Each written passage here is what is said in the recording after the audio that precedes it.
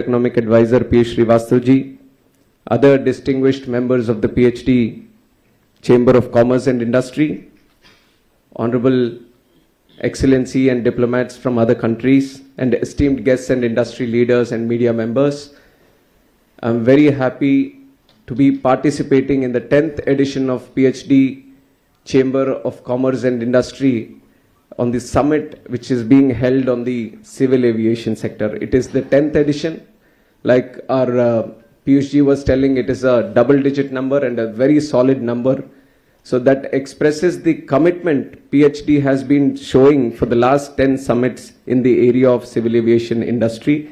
So I extremely thank them from the ministry also for continuously keeping the progress up and trying to involve the industry and do a progressive movement in the civil aviation.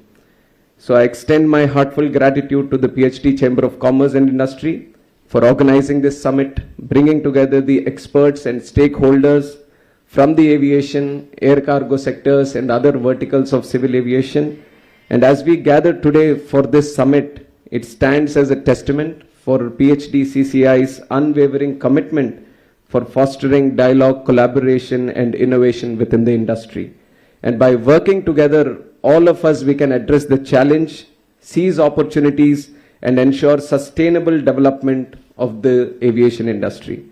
If you look at the aviation industry today, it might look a little bit repetitive, but one thing I want to tell from that point of view is that all the dignitaries who are sitting here are speaking the same language. That is an assurance and confidence to the people that are here that we are not moving in different directions.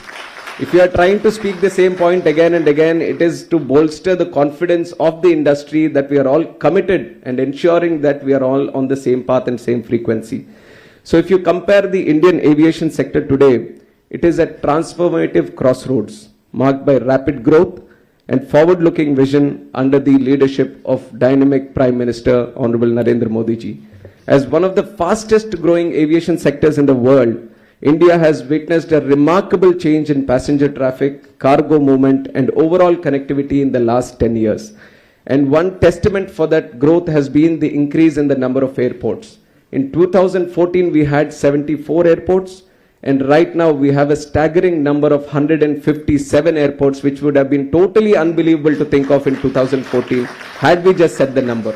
But we have achieved it. And if you look at the domestic air passenger growth, it has risen up to from 67 million in 2014 to up to 152 million in 2023. And the fleet size, which was around the size of 400 flights for the Indian carriers in 2014, it has more than 700, and we are the highest orders we have in the market today to the tune of 1200 in the coming 10 years also. So the numbers are staggering. It is a huge growth considering the statistics that we have today. And combining the growth that we have and the theme of the summit today, which is the skies of change, shaping a new futuristic aviation ecosystem, it is important for all of us to reflect on the transformative work that is being undertaken to boost the civil aviation sector in India. And the skies are indeed changing today. And so is our approach to build a robust and future-ready aviation system. From expanding airport capacities and modernizing air navigation systems to supporting the growth of the air cargo industry and enhancing regional, domestic and international connectivity, our initiatives are designed to ensure that India's aviation sector not only keeps pace with the global advancements, but leads the way in shaping the future of air travel and logistics. The government has an ambitious vision to transform India into a global air cargo hub and a global aviation hub and MRO hub also in the coming future. I would like to especially mention about these two segments, which is the air cargo and MRO, because there is a lot of potential today. And many of them who are already aware and working in the civil aviation sector would see that whatever growth we are able to see in the last 10 years, the growth is because of the demand that the country is giving to us. But much of the potential is being utilized by other players across the world. Let it be the MRO, let it be the manufacturing, or let it be the air cargo, let it be the air travel, domestic air travel. much of this is being utilized because we have not enhanced all the capacities. The holistic ecosystem development is still in the progress. So to achieve that, it is very important to look at these verticals in silos also and try to address the concerns which they have in these different sectors. And one of them is the MRO sector, which is very, very important for the kind of growth and for the kind of global leader, the position that we want to achieve in the future. If you talk about air cargo and logistics, India's air cargo sector is experiencing a transformatory boom. The numbers which speak for themselves, the total cargo handled increased steadily from 24.7 lakh metric tons in financial year 2020-21 to anticipated 33.6 lakh metric tons in financial year 23-24. And recognizing the potential of air cargo, we have embarked on development of dedicated air freight corridors, the implementation of digital processes like airway bill, and investments in the state-of-the-art cargo terminals. And our goal has always been to make India a global cargo hub by enhancing connectivity, reducing turnaround time, and improving efficiency. This is where I want the industry to think in the sense, how can we bring in advancements in kinds of technology and try to attach it with the air cargo existing systems so that we can give that kind of experience and the kind of advancement which is required by the customers today. And to further strengthen this sector, we established, from our side, we have established iClass, which is the Airport Authority of India subsidiary, which is handling cargo logistics and allied services also. And the initiative was not just about developing a separate business, but it was about creating a robust network around civil aviation sector and to support and enhance the efficiency of air cargo logistics and allied services across the country. And it has been doing very good. iClass has finished 8 years and we have been looking at the numbers. If a company which is being owned by the AI can do such good work in terms of air cargo, I think the sky is the limit for private players who can come in and bring in much more huge potential into this network today. And the USA's, if you look at the USA's air cargo market, it is being driven by time-sensitive shipments, which is also an advantage that our country also has, but it's not looked upon in that manner. With well-established air cargo lanes connectivity to key markets in Asia, Europe, and the South America, whereas in India, with a hub like Delhi, Mumbai, and Bangalore, we can serve them not only as air travel hubs, but also as air cargo hubs also. So how do we enhance the potential that we have and seize on the opportunities that we have and create these other cities as air cargo hubs is something where the industry also can pitch in and offer their view and trying to develop these as their networks. And I felt that one of the important advantages that we have today in terms of air cargo, I don't know how much it is happening in the market today, is Honorable Prime Minister has come out with this strategy of developing one product per district. And it is a very unique product across the country where you are going to find it in that very district itself, where it has an advantage for being made or produced or generated in that district. And if you can connect these kind of products, and some of these products also have geographical indication, GI tag also they have. So if you can connect these kind of products not only with the domestic market across the country, but to international market. Many of these products are time sensitive products. Many of them are perishable goods. When you have these kind of goods, when you want to connect them to the global industry, the only platform that you will have is the air cargo itself. If you talk about domestic, we are facing a huge challenge right now because of the good work being done by our colleague, Senior Minister Nitin Gadkari ji. He is making transformatory efforts in road connectivity that everyone is trying to take the cargo by road today. They are finding it much more efficient, much more easier than years ahead. But we are facing that challenge right now. We have to create a system where the economics, we break the economics of providing efficient, affordable air cargo also, not only domestically, but internationally. So that is where it is not like competing with road travel or competing with air travel or all. The whole concept of Gati Shakti is utilizing the advantages of each sector and trying to bring everything together.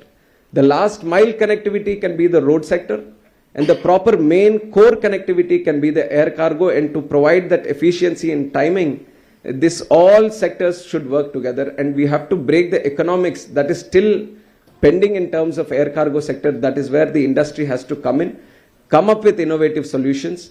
We as the reforming people, we will help you out. We will help you bring in right policies. We will help you out in creating the right infrastructure. But people, we need people, more people to come in with innovative ideas, transforming this air cargo sector in the future. And also we have to think about why don't we have freight carrier planes also so many. With the kind of population that we have today, we are still lagging behind on freight carriers. Most of the cargo that we are doing today is by belly cargo only. It obviously has its own challenges. Now we have to move into the idea of having our own freight corridors, freight carriers, at least between the metro cities domestically, so that there is a network already created in terms of air cargo. There is a system that is being handled. So that is where we want all the private people also to come in to have these solutions in terms of technology or in terms of infrastructure. So this is where some more thought can be put in from the PhD also. And there we would like to involve in a discussion together. And air cargo, by working together for the infrastructure and optimizing the processes, we can pave the way for India to become a global leader. And also, India is a strategically located place. So you have to use that also in kind of transshipment. So there are many advantages that the location itself gives us. So how can we integrate that also into the air cargo picture? These are some of the ideas that we can all discuss upon in the summit and arrive at some good conclusions which we can work forward together. And now moving on to the MRO sector. Much has been said by Piyush ji also, but I'd like to say them some of the important points again. So MRO sector is another critical area that has witnessed significant growth. India has the potential to become an MRO hub, and we are taking decisive steps to move into that direction from the ministry by rationalizing taxes, providing incentives, and developing world-class infrastructure. We are encouraging both domestic and international players to invest in our local MRO industry. And some of the important policy announcements that have happened in that direction is the application of a uniform 5% GST for import parts, components, testing equipment, tools, toolkits of aircraft, irrespective of their HSN classification, which is going to be a revolutionary change in improving the MRO business in the whole country. And we have predicted that just by having this 5% import duty and the other changes that have been announced in the budget, which is the new MRO, the period which has been recently announced in the budget, this is also regarding the MRO sector, which is the period for export of goods imported for repairs has been extended from 6 months to 1 year. So when you bring an airplane, when you bring something to repair, you can keep it for a much longer time. What used to be 6 years has been 6 months has been extended up to 1 year now. And also the time limit for re-import of goods for repairs under warranty has been extended from 3 to 5 years. So when you do some MRO activity here and the plane goes outside, the warranty within 3 years, it used to end before, but now we have extended it for 5 years. So you have the time limit of 5 years to bring back the plane again and to service it again in the local MRO industry. And we have got new MRO guidelines which has abolished royalties and built-in transparent system for land allotments for MROs in Airport Authority of India airports. And also there is 100% foreign direct investment which is permitted via automatic route for the MRO industry. So with all these changes that we have brought in from the MRO industry, what is right now sitting at $2 billion USD market, right now we are expecting in the next 6 to 7 years to double itself and grow up to $4 billion industry just by making these small MRO changes. But we realize that there are a lot of challenges also in the MRO industry still existent. What is happening today, the 4 basic maintenance sectors, which is the line, base, component and engine, the most common one, line and base, is what is happening today. India is doing its own line and base up to the tune of 95% or more than, little more than that. But the major component, the major core activity of the engine maintenance and the component maintenance, this is all happening outside the country. So that is where the potential lies, and that is where we should target and try to achieve that the component maintenance and the engine maintenance should be brought back to this country. And for engine and component maintenance, which is roughly about 80% of the MRO sector, the industry needs to have stronger partnerships with the OEMs. But in the long run, as we build an Atmanirbhar Bharat, we need to collaboratively work to have our own OEMs with the ultimate goal of manufacturing planes in this country. And let me assure you to all the people here that we as a country are strongly moving towards building our own plane in the coming few years. As early as possible, we want to achieve this target. And for this, within the ministry, we have pushed some things forward where we want to create a special purpose vehicle, an SPV, where the ministry is going to include itself with the members of the industry and all the industry experts. They are all going to come together, sit together and work in the next 5 years on what are the challenges, where are the bottlenecks for us to create our own plane today, and we are going to address them on a highway manner. Whatever comes in that picture, then we are going to address them as they come, and we are trying to achieve this as soon as possible, that we have to manufacture our own plane here.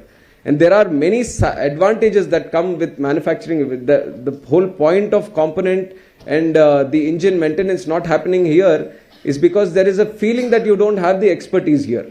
There is a feeling that there is no skill here. Once you show the world that we can manufacture our own plane, we can handle our own plane, we can design our own plane, we can maintain our own plane, then there is going to be a confidence across the globe that if they are manufacturing a plane, they can do the component maintenance, they can do the engine maintenance also. So with that scope of work in mind, we are trying to enhance, we are trying to improvise on whatever the existing industry is offering and move everything collectively towards making our own plane in the future also. And secondly, while we lack in this component and engine MRO, the other challenge that we have seen is that the OEMs are not sharing the technical data with the Indian industry right now. The CMMs, the manuals, they are not fully cooperating in giving them to the existing MRO industry, again with the same challenge. Maybe there is not much skill, maybe the infrastructure is not enough, maybe the certifications is not enough, because everything that is there today, MROs and all, when you move into further important maintenance, you need classification from EASA. The Europeans are saying that this has to be classified so that I can get a plane here and do it. So I have instructed my officials that this shouldn't be the case. The Europeans should say that we should get a classification from DGCA so that we can service our planes here. That should be the movement that we have to make. We have to be the global leaders. All the technological innovation, all the brains that go into this, all the brains that are sitting in engineering and all, anywhere in the world, you are seeing that Indians are doing it. But we are not able to tap on the advantage that is being created. So we want to push with that attitude, with that mindset, that the Indian regulations or the Indian manufacturers or the Indian MROs, they should lead the way for the whole world. And that is the mindset that we have right now today. And with this wider objective, the government is actively introducing many reforms also. We are trying to see what all reforms can come in the future so that the MRO sector gets a real boost. And for me, considering I am from the political background also, one important problem that this whole thing, let it be air cargo, let it be the MRO sector, this important problem that is going to solve for me as a politician when I'm meeting people is the job situation in the country. Now, if you go and sit with the people, then the most important the request that we get is regarding the jobs. And unless we try to do something as a sector collectively to address that situation, it is going to be a very difficult task for us in the future also. We have the potential, we have the human resources, but we need to skill them in the right way. And today, because we are not offering the training institutions of skilling also, there are a lot of people who are going abroad, learning the skill and coming back and working here. Why can't we do the training here only? So this is another area where we have to see that different verticals within the aviation industry, what are the different skilling that is required? What are the skills that are being done in another country and then people are coming back? So those gaps that are being arised in the skilling, that has to be met with domestically only. We have to create those institutions where the skilling can also happen here, and not only for our domestic market. We can cater for the global market also. People can come here, have their skilling done, and probably go into some other aviation markets across the world and work there also. So that is another one that we have to address. And in terms of how do we achieve this whole building of our own airplane, another reform that we have brought in is the Bharatiya Vayu Yaन Videyak, which we recently passed in the Lok Sabha. Now this Aircraft Act, which has been changed to the Bharatiya Vayan Vidhayak, this talks about India as a country of state of design. Now to manufacture our own plane, to other people to take us seriously that we are doing something in this design area, it is important for us to give a legal backing to the word design. And that is what we have brought in through this new bill also. And it has been passed in Lok Sabha, and when we get the opportunity soon, we are going to pass it in Rajya Sabha, and we are improving our whole capability on not just saying that India is not, when it talks about aviation, it is not about flying people from one point to another point. It means serious business. It means about manufacturing planes. It means serious business in maintaining planes, the whole MRO sector, everything, air cargo, everything that comes into this. We are wanting to achieve the global status and the global leaders. That is where we want to be. And that is the idea with which the Bharatiya Vayan Vidhayak has also been brought into the parliament. And after the announcement of National Aviation Policy in 2016, the number of MROs have increased to 147 from what used to be 114 before. And we see a more positive increase in the coming years also. But we have to move, like I said, in the right direction of doing that component and engine maintenance, how to address that situation. That is where we need to concentrate more on. And with consistently increasing, so whenever the industry has to do something, there has to be a confidence that it is going to survive or this market is going to support. Now we see that there are 1,200 planes that are going to come. What bigger market than this? We have the highest number of orders. So anyone who is thinking, if I want to do an MRO, is the business going to help us out? Is the market there, demand there? Obviously it is there. There are 1,200 more planes. So whoever is actively trying to pursue in this area should think confidently and should make very bold steps, consider the advantage that the market has today, and be that first mover into catering for those solutions today. So other than that, the strong talent pool and again the location that we have, India is well positioned to offer cost-effective and high-quality MRO services not only to our domestic fleet but also to international airlines. This will not only save valuable foreign exchange but also generate employment and skilling development opportunities within the country. And other reforms, so these are the two main sectors which I would say that in this summit you guys can discuss on, the industry can all discuss on, and try to give us a picture on what are the requirements or the challenges that you are facing in terms of reforms. We can try to address from that side. So that is why I won't really accept that when they say that the leader of civil aviation is here, I would say the partner of civil aviation is here for the industry. We want to partner with you guys. We want to take you guys into consideration and listen to you. The whole opinion that we want to give from the ministry is that we have our ears open. We are listening to you.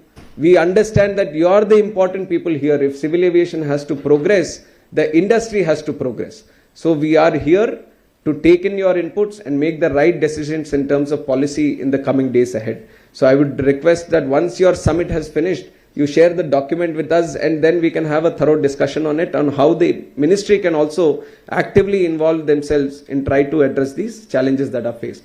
Other than that, I'll just briefly summarize on some of the important things otherwise happening in civil aviation also, like it was mentioned before, the seaplanes, the guidelines. There was an attempt before also by Honorable Prime Minister Narendra Modi ji to kick off the seaplanes activity in the country in a big way. But for some challenges that the industry still faced, it didn't happen the way it was envisioned before. So we have brought in a slight change in the guidelines. We again went back to the industry, we spoke to them, we heard their challenges, we made the necessary changes, we formulated new guidelines, and we have launched it a couple of weeks back. And now with these new guidelines, we are expecting a huge boost to the seaplane activity. Consider a small country like Maldives, and catering for only one sector, which is tourism sector. They are handling up to 108 planes, and they are one of the most successful seaplane network in the whole world.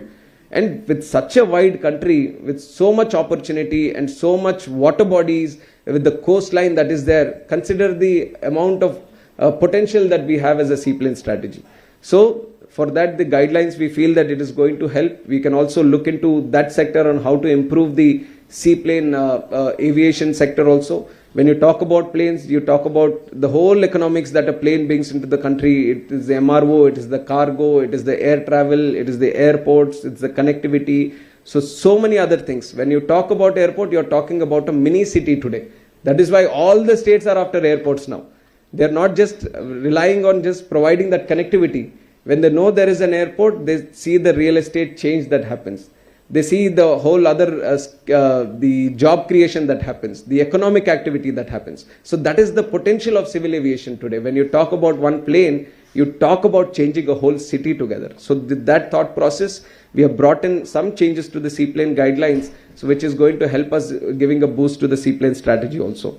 And also RCS Udan, which is a very revolutionary scheme for connecting our hinterland airports, for connecting those unserved or underserved airports. For the last 10 years, we have this scheme running up till 2027, but we have observed with the huge success that the RCS Udan scheme has achieved, we want to extend it for another 10 years and see what all gaps have been there in the last 10 years, try to address it, revamp it and make it RCS 2.0 Udan for the next coming 10 years also. So that is one confidence we are giving from the ministry, that we are going to work on extending the Udan scheme also for the next coming 10 years, which is going to give a boost in improving the airport infrastructure. Right now we have 157, and in the plan of Viksit Bharat for 2047, we are planning to improve these 157 airports to up to 400 airports, including the waterdrome airports, including heliports and everything. We feel that India still has an opportunity to double the airports that are there today,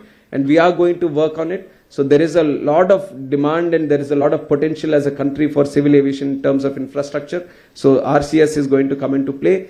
And out of these, the most interesting and exciting thing I've kept for the last, which I want to share with you, is the drone technology. I feel for the last 20 years, drone technology has always been there, but the usage, the potential that drone technology has, it's still not explored to its fullest yet. And one example I can give: yesterday, I shouldn't be taking the credit for what's happening in Andhra today. The credit goes to Honorable Chief Minister there, Nara Chandrababu Naidu Garu, who has always been a visionary and encouraging new technologies to come into play in terms of governance. So he was the one who picked up the idea of drones.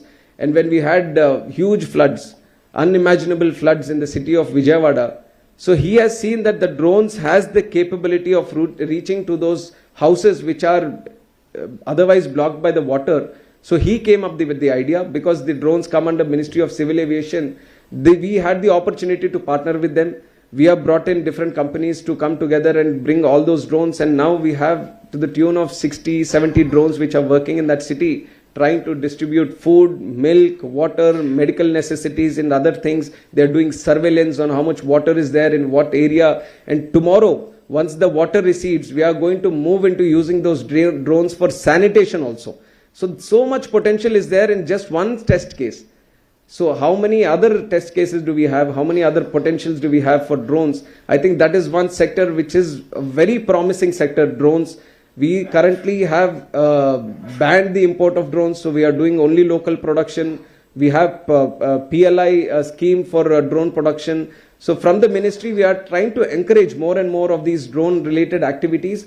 But industry has to come forward and provide these innovative solutions and do a large scale innovation in this and try to attach themselves with these test cases. So that is one potential. And within the drones, we are talking about the smaller drones which can do these kind of activities. But the bigger drones, which are the vertical takeoff and landing vehicles, which are going to come into place in the next couple of years, I think that is also another exciting area that we should all look into as a civil aviation industry, is how these people, the eVTOLs, electric vertical takeoff or landing vehicles, how when they come in, how it is going to change the whole landscape of civil aviation. I think that is another area that I'll leave room for discussion for future, but I'm just leaving you the thought that we should still think about drones and eVTOLs also.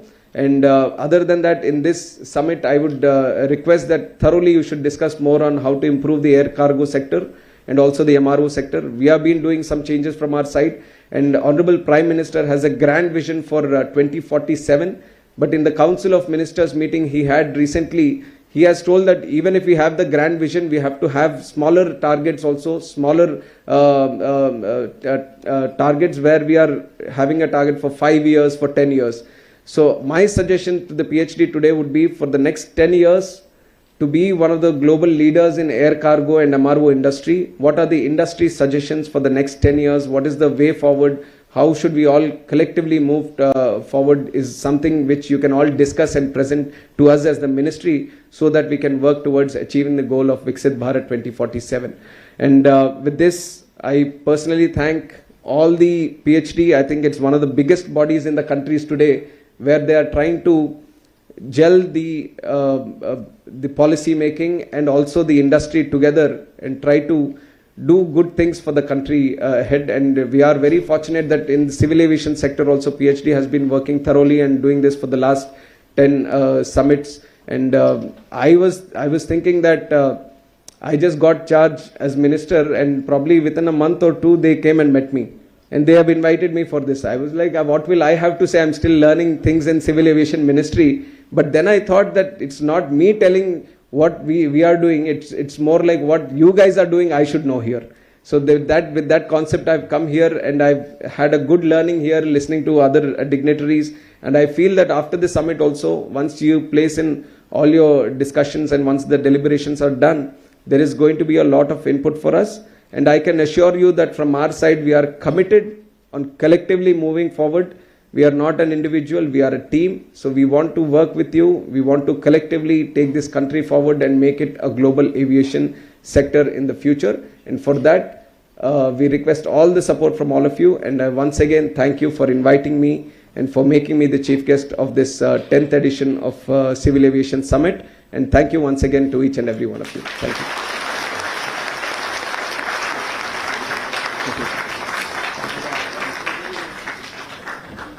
So what a speech, what a enthusiastic and dynamic speech from a dynamic leader. Big round of applause for